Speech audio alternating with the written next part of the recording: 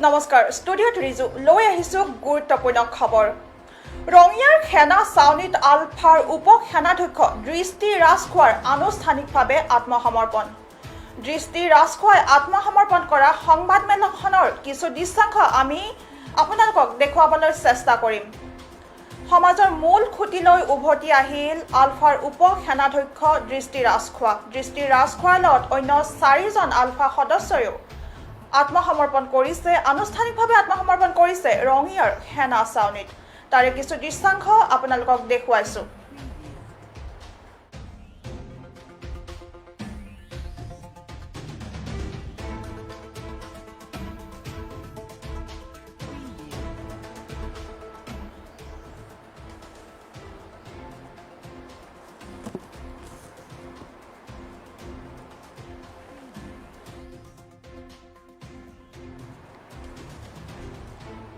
মূল খুঁটিলৈ উভতি আহিল আলফাৰ মুখ্য উপ সেনাধ্যক্ষ দৃষ্টি ৰাজখোৱা আলফাৰ উপ মুখ্য সেনাধ্যক্ষ দৃষ্টি ৰাজখোৱাই সমাজৰ মূল খুঁটিলৈ উভতি আহিছে ৰঙিয়াৰ সেনা ছাউনীত আলফাৰ উপ সেনাধ্যক্ষগৰাকীয়ে আনুষ্ঠানিকভাৱে আত্মসমৰ্পণ কৰিছে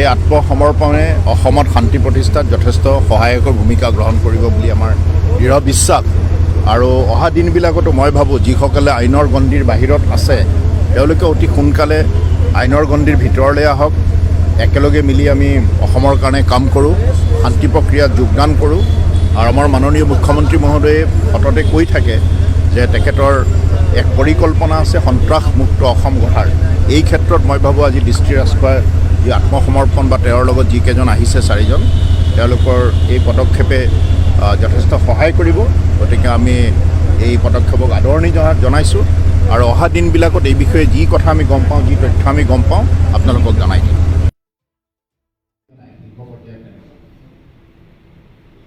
Sir, could you please give us some details about yesterday's operation? Pardon? Yesterday's operation.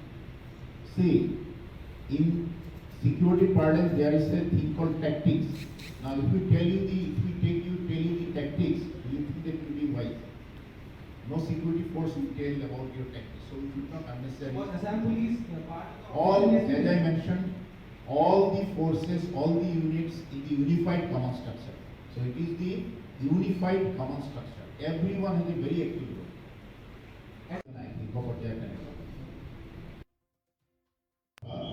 বয়স 50 বছৰ address Belpara Rongjuli district Goalpara Rupjyoti Rabha alliance Rupjyoti Asom age 24 years 24 বছৰ গোৱালপাৰা ইয়াছিন আলী এলায়েন্স ইয়াছিন অসম বয়স 28 বছৰ গোৱালপাৰা মিথুন অসম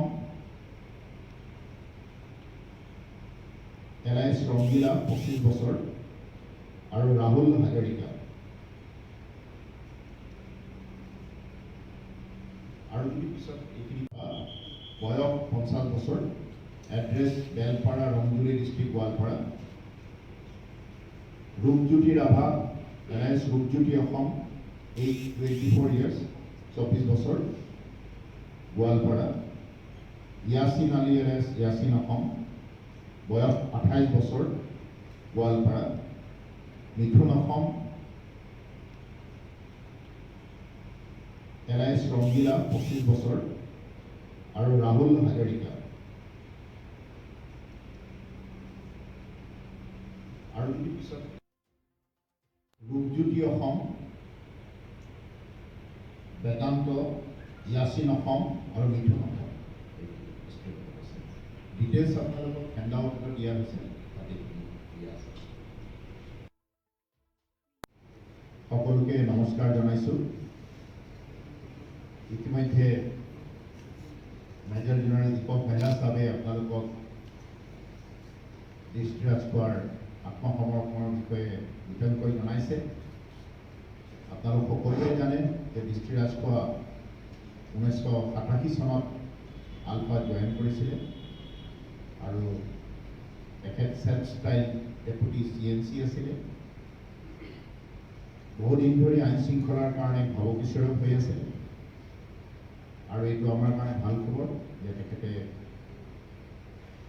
শান্তিৰ পক্ষলৈ আহিছে, আত্মসমৰ্পণ কৰিছে আৰু এই আত্মসমৰ্পণে অসমত তথা উত্তৰ পূৰ্বাঞ্চলত হিংসা দূৰ কৰাত, হিংসাৰ পৰিৱেশ আঁতৰোৱাত আৰু শান্তি আনয়নতে বিশেষ ভূমিকা থাকিব বুলি আমি আশা কৰিছোঁ। মাননীয় মুখ্যমন্ত্ৰী ডাঙৰীয়াই সদায় এটা কথা কয়, সন্ত্ৰাসমুক্ত অসম। মই ভাবোঁ যে আজিৰ এই পদক্ষেপে অসমক সন্ত্ৰাসমুক্ত কৰাৰ ক্ষেত্ৰত আমাক বহু দূৰ আগুৱাই নিয়াত সহায়। It is the effect of a cumulative effect of all the operations being done by one state police, second state police, people who are guarding the border, people who are inside. It's a cumulative effect. A pressure from one results in success for another. So that is the unified command. And we take pride that this is the best unified structure anywhere in the country between the two states, between various agencies, including various intelligence agencies.